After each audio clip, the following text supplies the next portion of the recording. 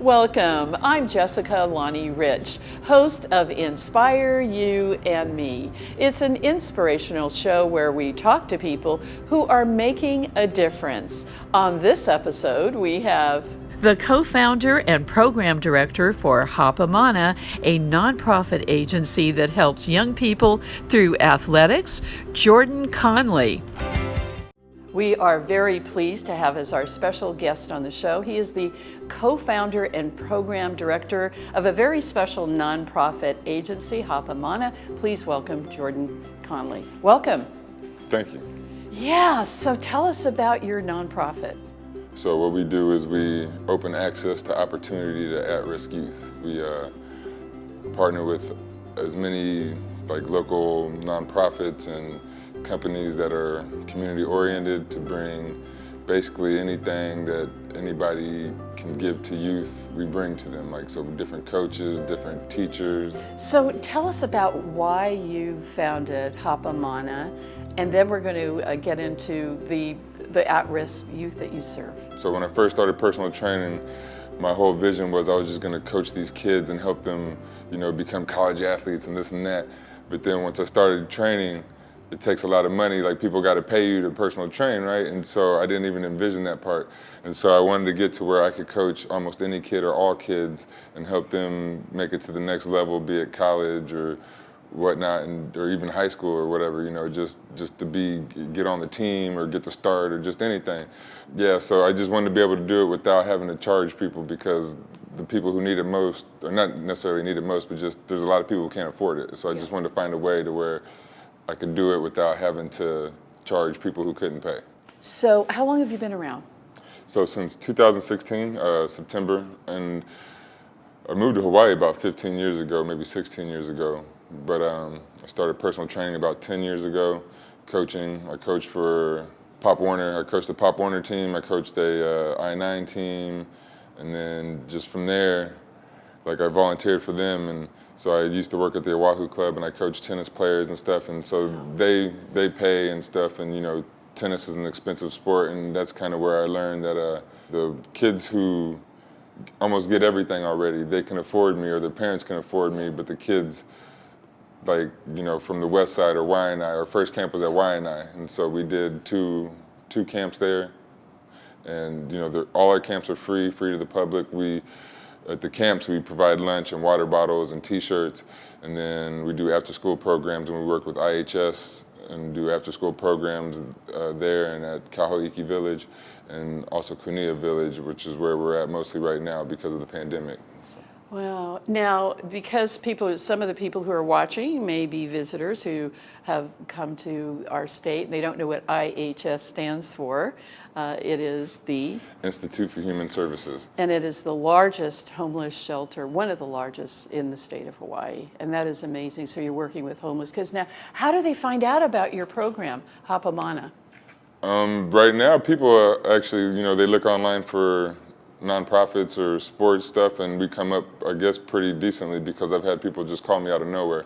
But I also, I look up nonprofits, and I actively call people and look for IHS, and so I work with one of the guys that helped me start is Peter Hoffenberg. He's a professor at UH, and so he introduced me to Kunia Village, and so I work with their kids, and there's actually a gym out there that now me and a couple of our coaches have a key to, that we go open the gym on certain days, and the kids from the village just come down, because there's a whole village around the gym, and there's, I think it's 121-ish houses in the village, and then a little bit over 200 kids, so we get about anywhere from 10 to 20 or 30 kids in our practices or our after-school program right now. That is amazing. Now, you have an interesting motto on the back of this shirt that you're wearing. Share with us about that. So it's life lessons through sports. And so, this hard work, dedication, just the different things that sports bring to you and make you kind of steadfast in life for it. Because, when you have a job or you go to school, things will get hard, things will get complicated. So you'll need to be able to think on your feet. You need to use teamwork, again, dedication and things like that. So it's all about sports, and let's dive into some of the sports that you coach, and tell us about that. So I coach football, basketball. I do strength and conditioning. I have tennis coaches that come. I have a taekwondo coach that comes. We actually do capoeira, which is the Brazilian dance fighting. But basically, we bring coaches. Like I said, we have a Zumba teacher. Any coach that I can find and that's willing to come, I bring. I would like you, Jordan, to share with us a story about one of the youth at risk that you've had, just to give us an example about the impact that sports in your program has with youth. We do art also with our fitness, and so one of our things is Hapa Mana is Hapa is like, half mixed or part, and then Mana is spirit. So we're part of what the community needs, or half of what the community needs, or trying to integrate the community with our spirit. And so one thing we tell the kids to do at the camps is that during lunch, we want you guys to sit with somebody you don't know so that you can integrate, talk to people that you don't know. And so Chloe, in one of our art things, she made a picture that says Hapa Mana is where kids are friends and not bullies. So we really try to push the getting to know each other, and I've had kids who, they kind of swell up on each other, and then I get in between them, and I got a good voice to calm kids down or whatnot, and let them know, that's not what it's about. Like, we're here to compete if you want to compete, but we're here to meet each other and be friends and become more than that, so. How did COVID affect Hapa Mana, your nonprofit agency? How did you survive? Well, so at the beginning of COVID, it was really hard. We actually had to shut down for a little while, and basically since we got access to the village, it's a little bit easier because it's just that group of kids come. But we're supposed to start up with IHS in the summertime. Before COVID, we were having camps once a month, and we were doing after-school programs 3 or 4 times a week, and we were growing pretty good. And so COVID kind of slowed us down, so hopefully when things open back up, we can get back gaining momentum again. How is Hapa Mana funded?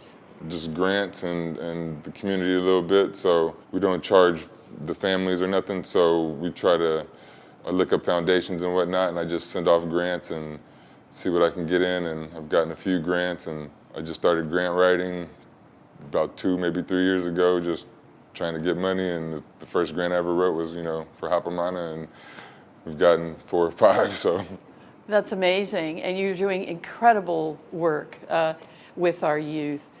The name of our show is Inspire You and Me. What inspires you? Just kids, and so my dad was my coach when I was young, and he coached to not win, but to learn and stuff, and he made sure everybody got to play, even the kids that weren't the best, and that's kind of where I get my philosophy from a bit. But as a youth, I like to work hard. I like my coaches to tell me what to do and stuff, and so I try to do for the community what I would have done for me when I was young. Well, thank you so much for being a guest on Inspire You and Me. You are certainly inspiring to our young people, and thank you so much for giving them life lessons through sports. Thank you, Jessica.